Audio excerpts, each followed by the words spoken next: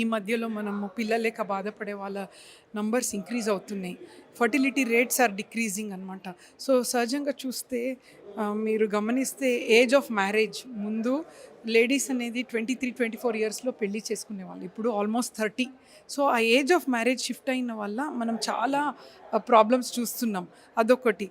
అది సెకండ్ ఏంటి అంటే మనకి గమనిస్తే స్ట్రెస్, ఫుడ్ హ్యాబిట్స్ ఇవన్నీ చాలా డిఫరెన్స్ ఉంది compare to 10 years before. Food కూడా ఇప్పుడు స్విగ్గీ, జొమాటో ఫోన్ చేస్తే అన్ని క్యాలరీ రిచ్ ఫుడ్.